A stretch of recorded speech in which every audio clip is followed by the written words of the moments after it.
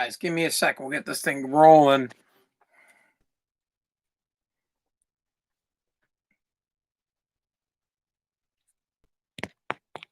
All right.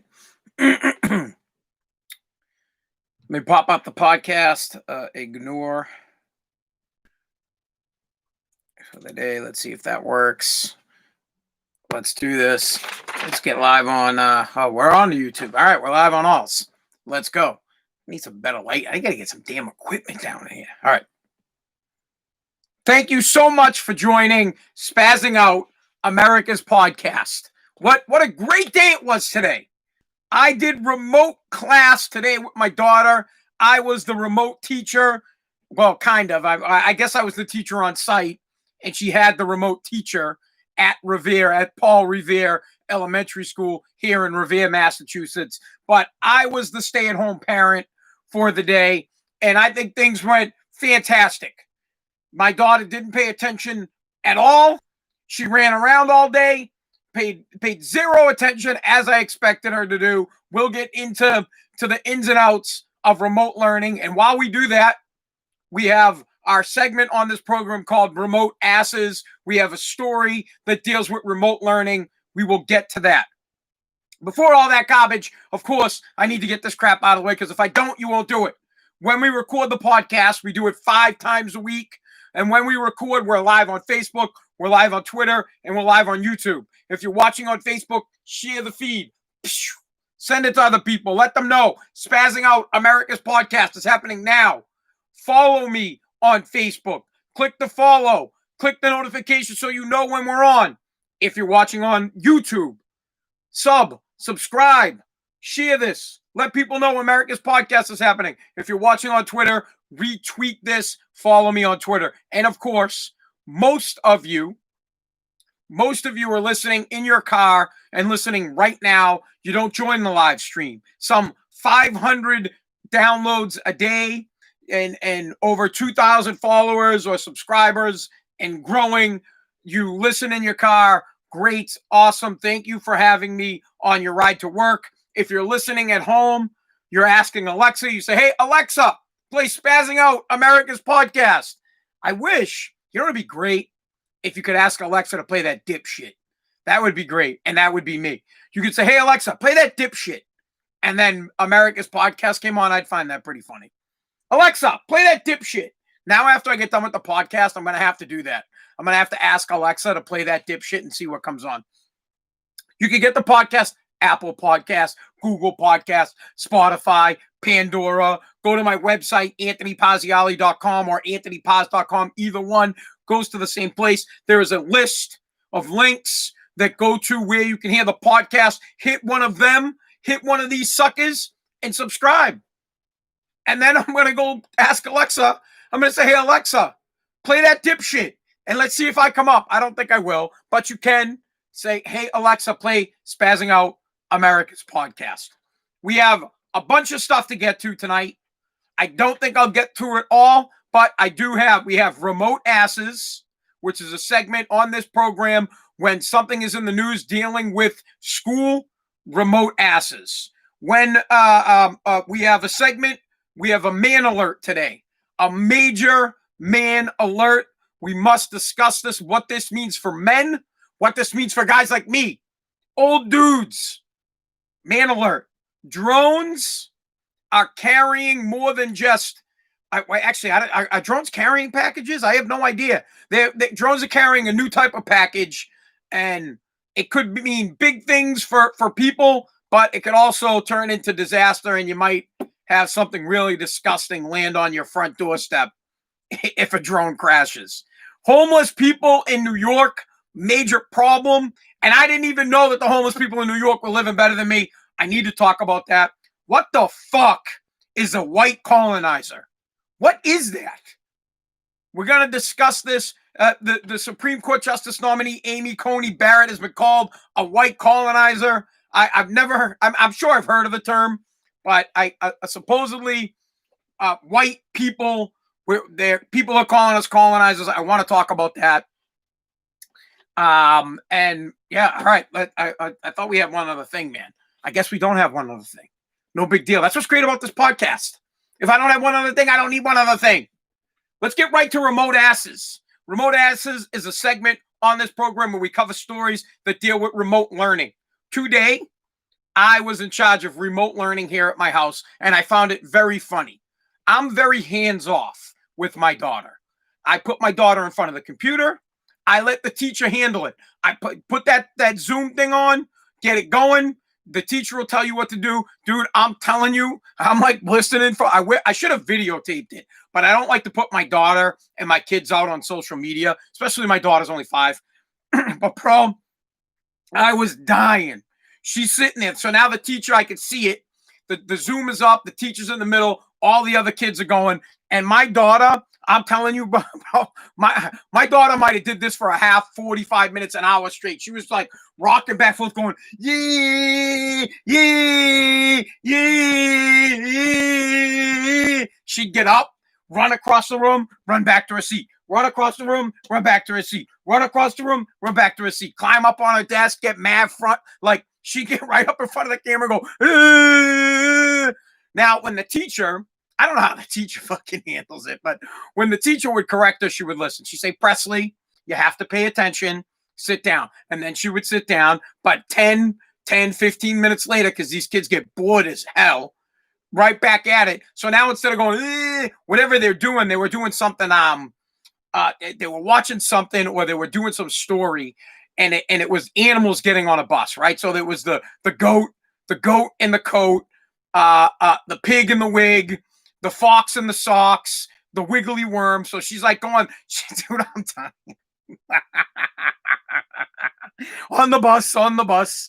That's what she's doing. So the teacher's like trying to read the story, and Presley's going, she's rocking back and forth, and she's going, the goat in the coat, the goat in the coat, the goat in the coat, the wiggly worm, the bus, the bus, the bus, the bus. I'm dying. And my wife's horrified. She's getting ready to leave to go to work when they were doing this, and she was horrified. She's like, Anthony, you got to say something to her. You got to tell her. I'm like, no, that this is what they deal with. If the kids were in class, the teacher would have to deal with it. It's the same thing. They're in class, except it's a video class. But dude, I don't know how anybody can handle my daughter. She reminds me so much of myself. When I was younger, here's like an example. When I was younger, I was in a math class, and I used to tug on the ladies. She'd walk by, and I would tug on the lady's skirt, and then she'd act like it didn't quarter Troy. Right? We used to call her Miss Quarter Troy. Her name was, she wore corduroys, and her name was Miss Troy. So we called her Quarter Troy. And we would sit there, and I'd be like, Quarter Troy, Quarter. I'm joking. She'd look back. We'd all be quiet. This kid, Mike Reardon, had and Paul Ponilano was in the class. And we had a tennis ball that we would pass around to each other, and she'd get up to the board, and then we'd be like, Quarter Troy, Reardon, whip the tennis ball off the fucking, what's the thing called? The chalkboard. And get back, we pick it up. We just kind of look at it. She had no clue. I mean, I'm sure she knew that. I mean, she knew, she could tell the voices. She knew it was me. She knew it was Reardon. She knew it was I think this kid Chris Grant was in on it. Lano was in on it. So she'd walk by, we'd tug on her. She always wore a corduroy dress, right? And it was all the way down to like her ankles. You'd get real low, you'd give it a little tug. She'd go back up to the board, boom, throw the tennis ball off the board, boom, bounce back, catch it. Punks. And my daughter, she's the same as me. Watching her try to do remote schooling had me thinking about when I was a kid and when I was in school and all the stupid crap that I would do and all the time I spent at the principal's office and all the time I spent in detention and all the time, just 100% all I did. And all the other kids in my class did the same shit. All I did was torture teachers, and my daughter's literally, she's me. Sitting in that chair, watching her rock back and forth. You can see what the best part is. She can see herself doing it. So she's like looking into the Zoom camera. She's going like this. Back. I know you can't see me on the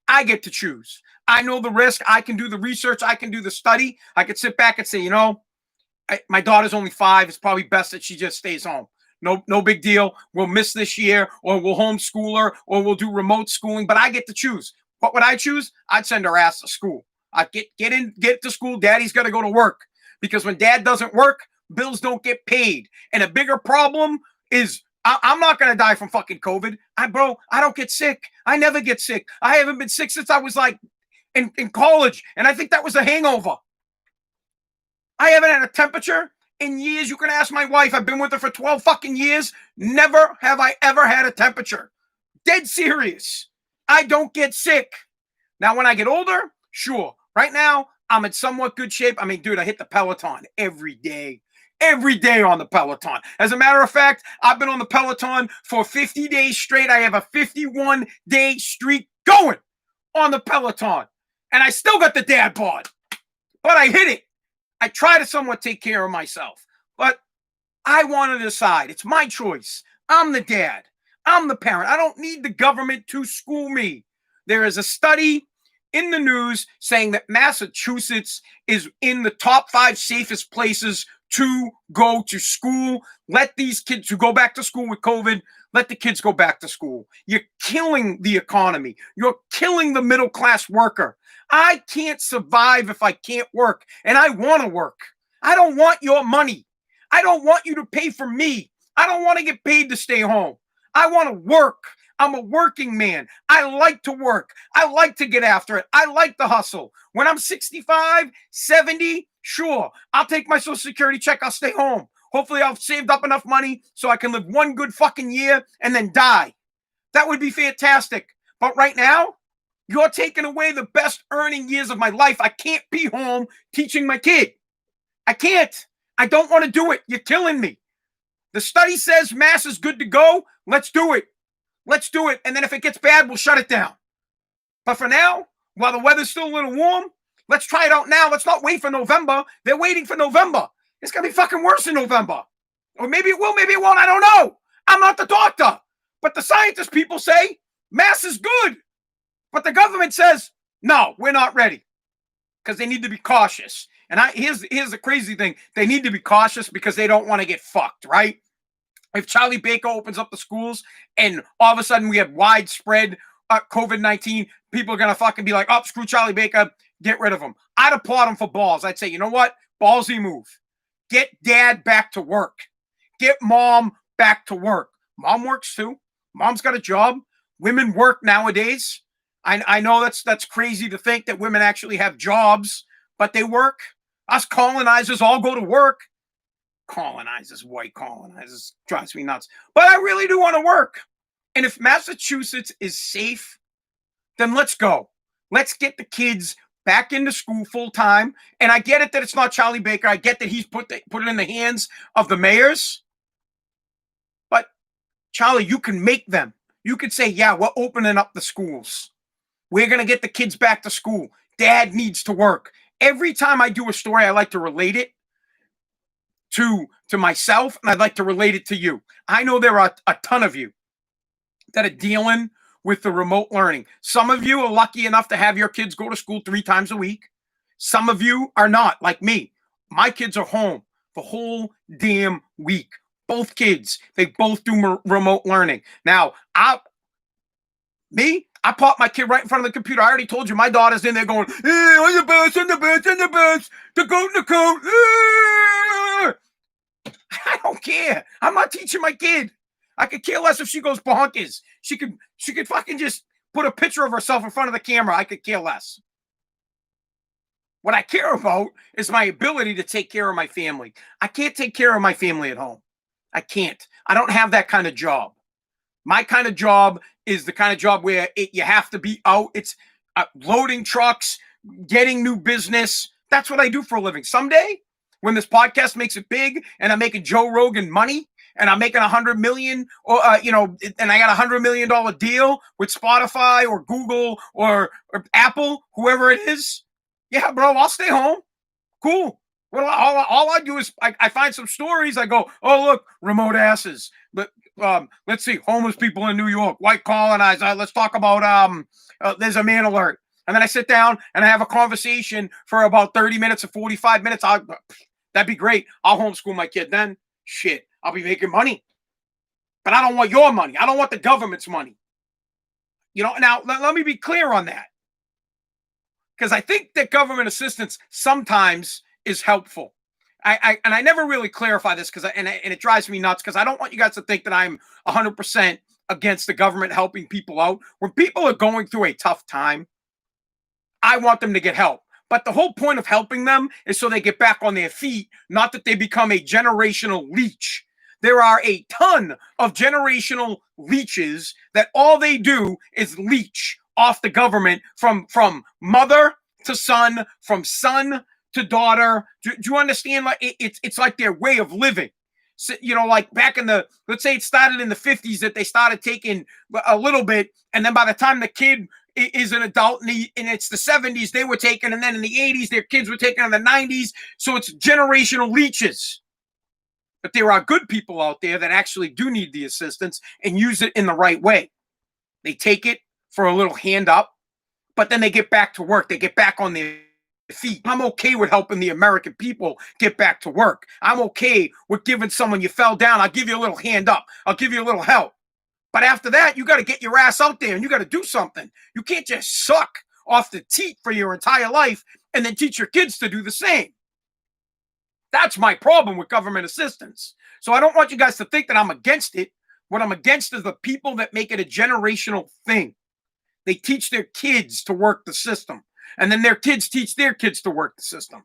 And the liberals and the progressives love that shit because they want to control you. They want to pay you. They want to tell you what to wear. They want to tell you how to school your kids, what they need to eat, what they should be reading. I don't want that crap. What I want is the opportunity to teach my kids to be self-sufficient. I want the opportunity to be able to provide for my family and not be stuck home doing remote schooling. I want the opportunity to choose. I feel like I'm a pretty educated guy and I can make the right decision. I would sit down with my kids, with their moms, and I would say, hey, what do you guys want to do? Should we send the kids to school or you want to leave them home? And then I would plead my case. I would say if we have them stay home, here's the problems with that. Dad can't work. And when dad misses one day of work over 4 times a month, it's a lot of money that we lose. A lot. It's lots. It's tremendous money, as Trump might say. And we can't have that. We live on a tight budget. I need that. I have to work. I can't miss a day. In the state, they're not paying me to stay home, nor do I want to be paid to stay home. But you're not paying me to stay home. You don't give 2 fucks about the money that I lose out. And then everything else in the world is mad at. Dude, have you been food shopping lately? Oh, I went to Market Basket and went food shopping. It's like $300 and I got 2 kids. $300 a week. That's a fucking lot of money. And if I can't work on Monday, well, there goes the budget, right? Like, fuck, the budget for food shopping is out the window. So anyways, Massachusetts is ready to be open. Let's open up. Please make the schools take the kids. Get the kids back into school. The remote learning is somewhat okay, but it doesn't work for mom and dad. The teachers are getting paid. They're working, but mom and dad have to stay home to watch the kids. And most American middle-class families cannot afford to have the parents home. The parents have to work. We're not white privilege, as people would like to say. We're not white colonizers. We're white workers is what we are. We're blue collar, right? We're blue collar. We're blue collar workers that actually have to go to work to make a living. And if we don't go to work, it's a problem. I'm lucky enough that I'm my own boss. But my wife, she's not her own boss. If she doesn't go to work, she gets in trouble. And there are millions of other hardworking middle-class Americans that aren't going to work when their work requires them to be there. They can't have the remote job, and they're getting in trouble, and their bosses have problems with it. And bosses aren't understanding. They're not. You could lose your job over it. You can say, no, you wouldn't lose your job. Bro, if you can't show up to work, I will fucking find someone else that can do it. I don't give a shit if you got to teach your kids. That's how bosses are. That's how the real life is. That's how the fucking real work gets done. Yeah, white collar workers work shit too, man. They listen, white collar, blue collar, whatever it is. If you're working and you have to be at work and you can't be at home with your kids, this remote schooling thing is a fucking problem. And Massachusetts, it's been deemed in a study by the scientists that Massachusetts is one of the top 5 safest states to go back to school. So put the kids back to school. Yes, white workhorses. That's what we are. We are the white workhorses. Yes, right on, Al. All right, that was remote asses. Why don't we just get to the man alert? Because this is devastating news for men. Devastating. You guys thought you were off the hook? You weren't off the hook. Today's man alert. Man, what is a man alert? It's when news dealing with men that all the men that listen to this program need to be alerted. Like my daughter would say, on the bus, on the bus, on the bus, on the bus. Well, you need to hear this because I have devastating news for us older gentlemen, for us guys that have moved on from our glory days of our sexual libido has long since passed us back in our 20s and our 30s, and we are now slowly cruising from our 40s into our 50s to where we just lay on our backs because we'll have a heart attack if we're having sex or we'll be out of breath. Honestly, I'm an on the backer, bro. 100%. I'm old. Even though I hit the Peloton, I'm an on the backer. I am. I am. I could get. I'm telling you, if I'm having sex, I could die. And I'm moving. My libido is gone. It's left in the 30s. It's left in the 20s. Now that I'm in my 40s, I can't even find it if I fucking tried to. Okay. So here is a new study. We thought we were lucky. We thought we were lucky. We thought that women, as they got older, lost their drive to have sex. But according to a new study, this is so devastating, guys. According to a new study, as women age, their sexual libido actually remains the same or increases. They become more sexual. They want more sex as they get older. And dad can't handle it. Dad wants to sleep. Dad wants to go to fucking bed. Dad worked all day. Dad had remote class. He doesn't want to have sex. He wants to sleep. Of course, we have to get in it once in a while. We love our wives. We want to keep them happy. It's tough because I don't like to share too personal. I could share my life on this podcast. I'm sure my wife wouldn't appreciate the fact of me sharing personal things. But I'm a lazy liar. That's what I do. I'm on the back. I'm 100%. I lay on my back. The most movement you get out of me might be for me to lift up my butt so I can pull my pants off. That's about and I'm so lazy. I don't even take my fucking pants all the way off. Like I leave one of my pant legs on so that I can pull them right the fuck back up. I am the lazy. I don't even know why my wife is with me. I think she probably thinks that all the time. She's like, the fuck. And my wife's young. She's 30, 31. Maybe she's 32. She's one of those. 31, 30, 32. Something like that. And I'm like, yes, she's 32. Because I'm going to be 42 this year. So I'm 10 years older than her. Bro, I'm going to die. If she's going to get more sexual as she gets older, I'm out. I'm going to drop dead. When I'm 50, she's going to be 40. When she's 50, I'll be 60. I'm dead at 60. I don't even know if I'll be able to get a fucking hard on when I'm 60 years old. And they get more. They want more sex. They want, you know what it is? They want to kill us, man. They want to fuck us to death. They get up on us. We're laying on our backs. And I'm like, I'm on my back going, on the bus, on the bus, on the bus. So that's the devastating news for men. Be prepared for your wife to want to have more sex as she gets older. And unfortunately, bro, you got to bring it. You got to give it to her. Because if you don't give it to her, then you're going to be like that guy in New Hampshire that we talked about yesterday, whose wife is hooking up with somebody else. And then you're going to get pissed. And then you're going to kill the guy. And then you're going to go to jail. So moral of the story here is, unfortunately, you're going to be having sex a lot longer and a lot later into your life whether you want to or not. And listen, women, let me say this to you. It's not you. I love this, right? It's not you. It's me. It's us. We're old. We want the easier things in life. Get me a beer, put on a football game, get me a sandwich. That's what we want. We want relaxation. We want quiet, peace, and quiet. No kids yelling, no kids screaming. We want to sit back and we want to think about a time when we had no fucking kids. We want to sit back and be like, oh, God, remember when I had no kids? Most of us can't even remember. I can't think 12 years back when I had no kids and how good life was.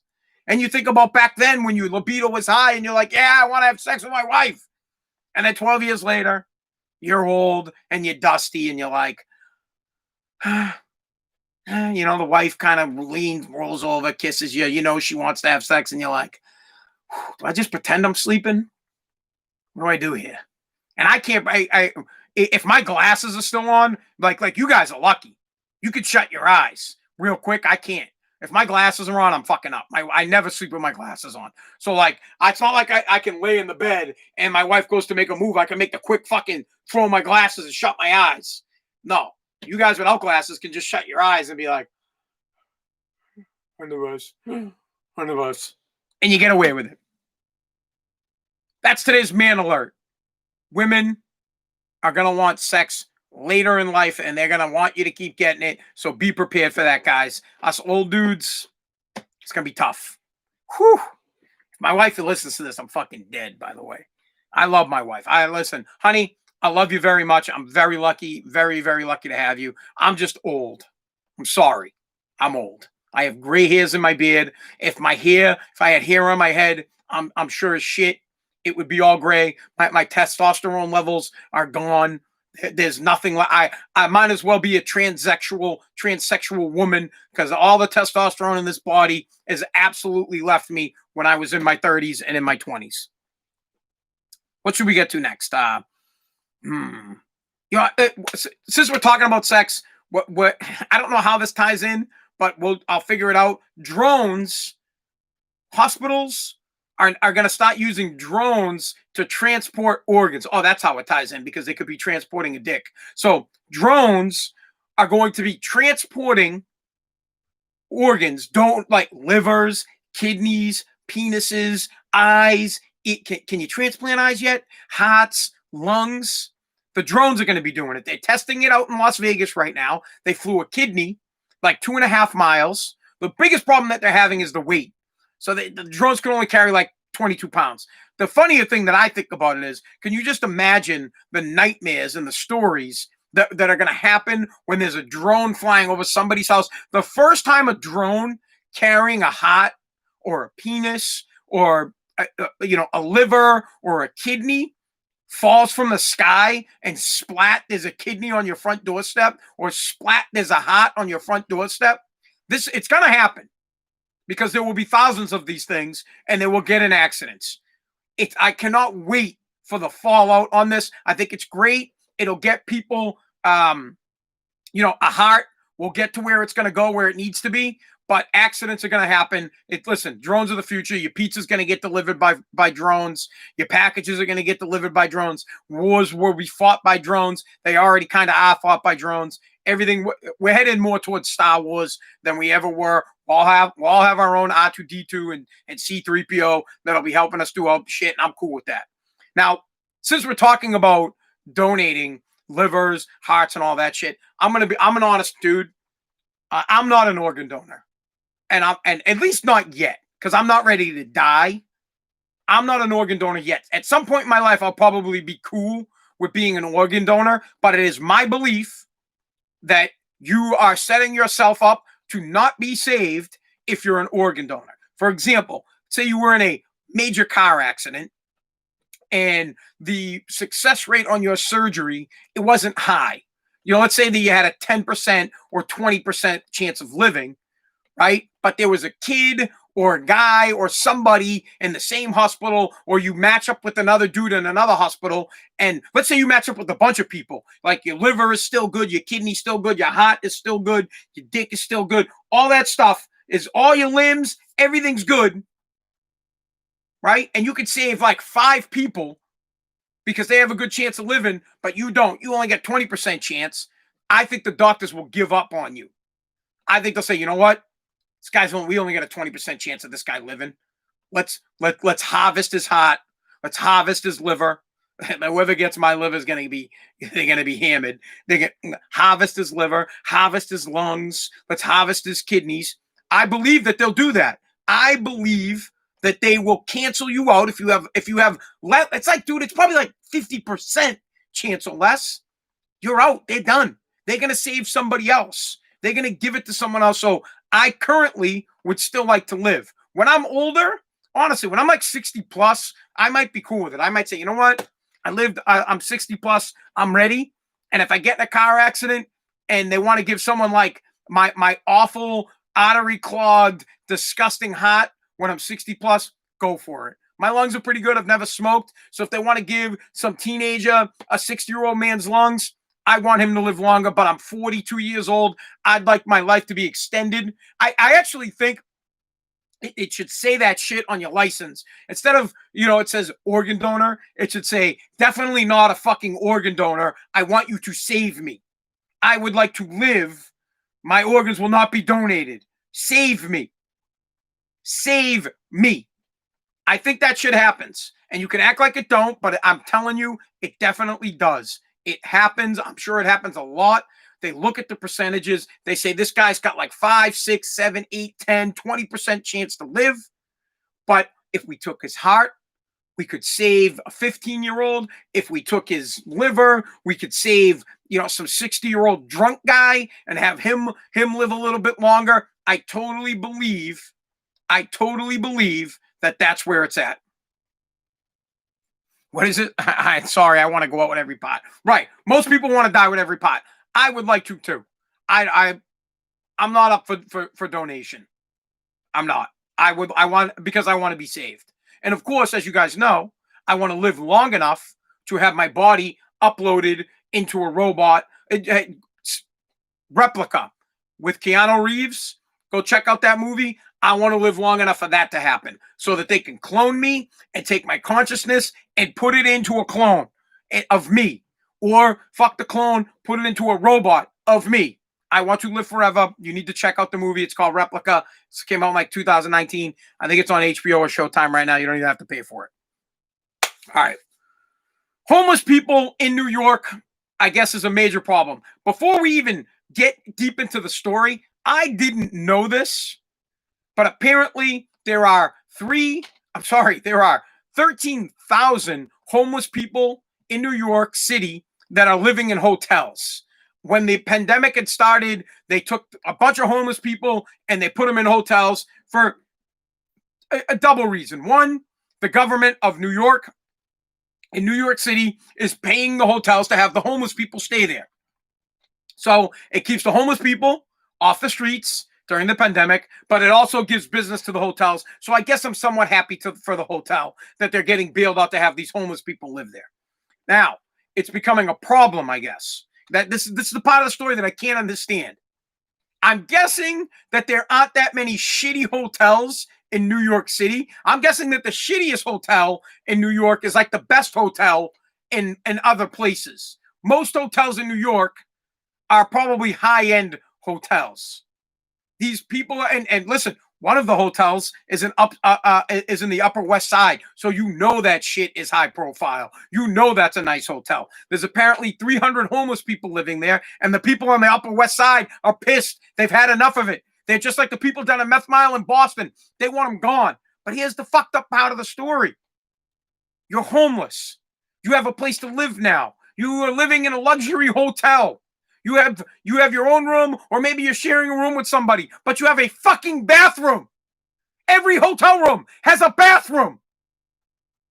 And apparently, even though there are bathrooms and you have a hotel room, some 300 homeless people are still shooting up, getting high, and doing drugs on the street in front of the rich people's homes, in front of the rich people's houses, and there have been reports, just like Boston, of homeowners coming out to males and to men peeing on their doorsteps, to women squatting a spot or whatever the hell they call it, and men defecating. How? I please, someone explain to me, bro. You got your own bathroom. You have a hotel room. Most people, listen, you're living better than me. You have a nice Upper West Side hotel with a nice bathroom to go to the bathroom in and to do drugs in. Listen, the people that stay at these hotels, when they really stay, they do drugs too. They drink alcohol. They're in those bathrooms snorting lines. They're in those bathrooms putting ice in the fucking, loading up the oh my God, you loading up the tub with ice cubes. You're loading up the tubs with ice cubes. You're putting the beers in the damn tub. Every man in America puts ice in the sink or in the tub and makes the tub a makeshift fucking cooler or makes the sink a makeshift cooler. Use your hotel room. What are you doing outside?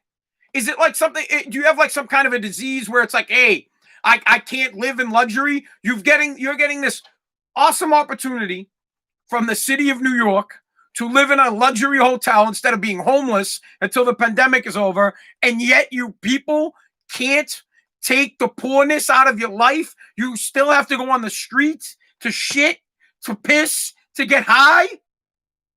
I don't understand that. And now because you did that, you're getting kicked out.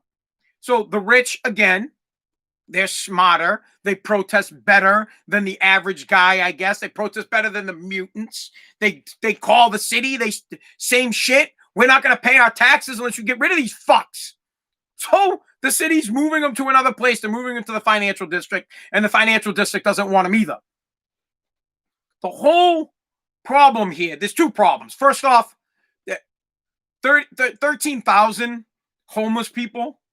That's a whole nother conversation that we could have. I don't know how the fuck there are 13,000 homeless people in any city. I don't even know how there are homeless people. And I guess I could talk about that in a second. But on the other end, let's just pretend you were homeless. Let's just fuck it. You're homeless. You're a bum. You're a druggie. Someone comes to you and says, hey, you want to stay? We're going to put you up at a luxury hotel until the pandemic is over. Now you have a room. It's not a shelter, bro. It's a luxury hotel. You get AC, you got heat, you got temperature, you got your own bathroom. You could feel like a normal person. You could take showers. And yet, you somehow fuck that up because you got to get high on the street.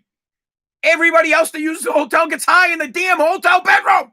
Gets drunk in the bedroom.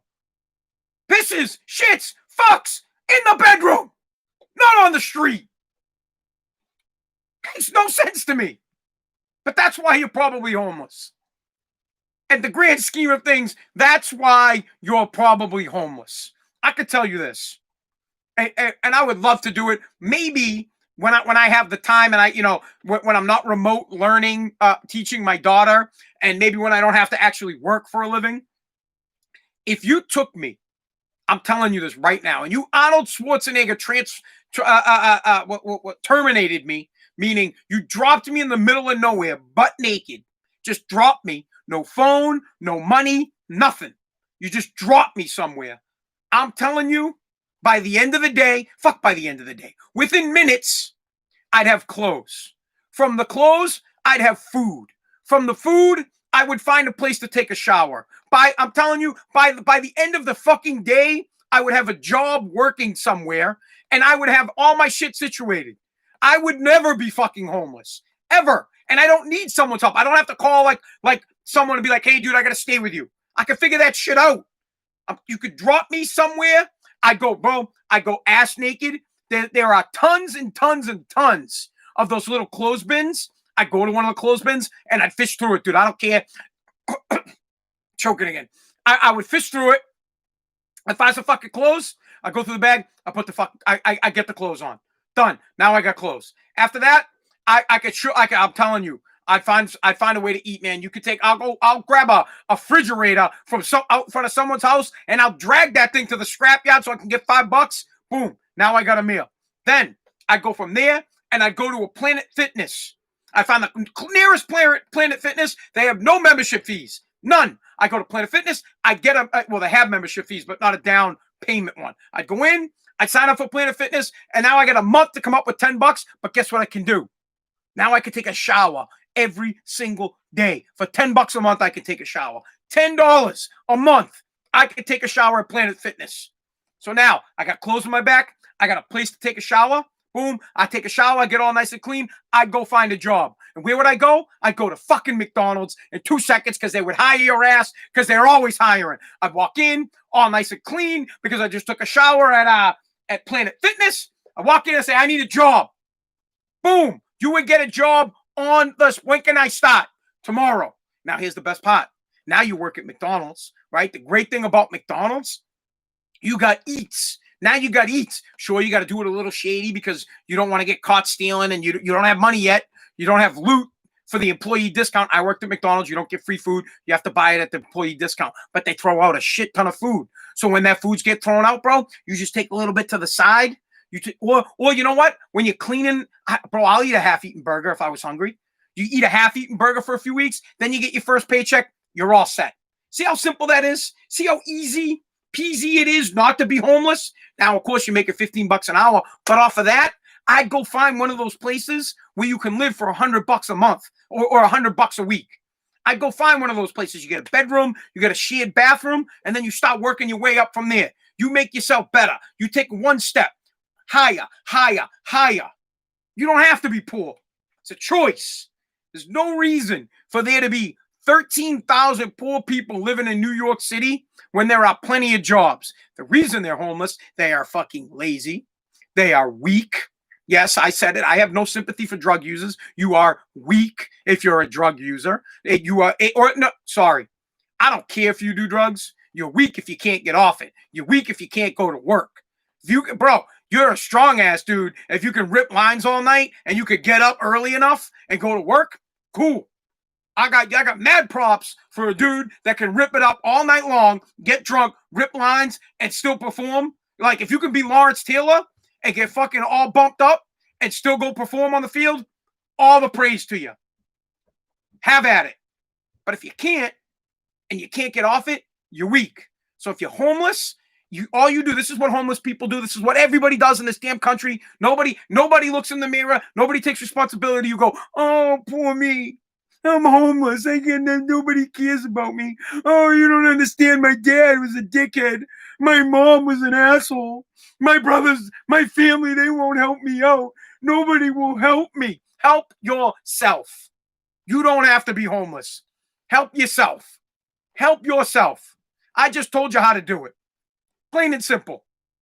Find some clothes. I don't want to hear that you can't find clean clothes. There are plenty of people that will give you an outfit. Knock on someone's fucking door. Say, they'll turn 100 people will turn you away.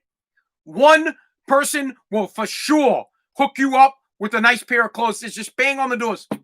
Hey, I just need some clothes. I'm really trying to get my life. Talk to them like a normal person. You know, if you show up at someone's doorstep and you're all banged up and your jaw's going side to side, yeah, you're getting told to fuck off. You show up, you keep knocking until you get the clothes. Finally, you get the clothes. And then if you don't, bro, right, you don't get the clothes, steal them off of someone's fucking clothes hanger and get some damn clothes. Go into the Salvation Army place and get some fucking clothes. So now you got the clothes. Then go get the membership. I'm telling you, go to Planet Fitness. You can take a shower there for $10 a month. Now you're nice and clean. Okay? Then you got to live outside for a little bit. No big deal, but you go and get a damn job anywhere. Dunkin' Donuts, McDonald's, Burger King, Papa Gino's. Papa Gino's would be great. Their pizza's the best. Go to Wendy's, wherever. Amazon's begging for people. They'd probably give you a fucking place to live. Go work there and then start saving until you have enough money to get yourself in one of those places where it's a one-bedroom place where you get the bedroom. You might have to bunk with somebody, but you got a place to stay and you work yourself up. Don't take the money. Don't work the streets trying to get high, trying to get your necks fixed. Don't hang out down at the BMC waiting for the free Spaz'n. Get after it. I'd never be homeless. I would never, ever fucking be homeless. Ever. They should have a show called I Would Never Be Fucking Homeless, and then drop people in the middle of New York City or Boston or any place like that and see how they would make it, bro. My show would be a one-day fucking show, because by the end of the day, they'd be like, damn, this guy's fucking, he's good to go. I'd be done. Done. So there, New York City, it's blowing my mind that this is how fucking idiotic poor people are. They get to live in a luxury, and I could go on and on and on about how they shouldn't be living in luxury hotels, because that drives me nuts too. Honestly, I'd rather swap with the homeless. Be like, hey, bro, you know what? You come live in my house for the pandemic, and I will go live the pampered life in the luxury hotel for the next 6 months. I would love that. By all means, bro, my house smells like dog piss. You come, you'd fit in perfectly here. You homeless dude, you come here, you live with the dog piss, you walk my dogs, you put me in the luxury hotel. I'll show you how it's done. I won't shit, piss, and fucking do all and shoot up drugs out in front of the rich people's house. Nope. That wouldn't be me. If anything, I'd work the neighborhood where they wouldn't want me in there anyways. So now I would take a nice clean shower. I'd stop making friends with the rich people. You guys are morons. Some of you guys are probably good looking dudes. You need to get in with some of those rich widows up there and fucking upstate or upper west side and get in with them. Be a little boy toy. Hit them up. Figure out maybe you could sell them the drugs. Idiots. All right. I wanted to get to white colonizer. I don't, you know what? Let's just do it. We got like 5 minutes and we'll get to it. So, a professor, you know what? I want to save this because I want to talk about it. All right. You know what? We're going to save it for tomorrow. On tomorrow's show, part of tomorrow's show, we're going to talk about this Boston University professor that is calling Amy Coney Barrett a white colonizer. What he's saying to her about her is that she doesn't care about her Haitian kids, her kids from Haiti. So this lady has 7 kids. 5 of those kids are her kids. She gave birth to them. She adopted 2 kids from Haiti's. And this guy's saying that she's a colonizer, and the only reason she has these 2 kids is so that people can't play the race card on her. We'll talk about that on tomorrow's podcast. Okay, I want to save that for tomorrow. Thank you so much for listening to America's podcast. Tomorrow we'll cover that topic and other topics. Please subscribe to the podcast if you're listening. Please follow me on all my on all my social medias at Spaz'n WAAF is most of them. I appreciate your time. This is America's podcast.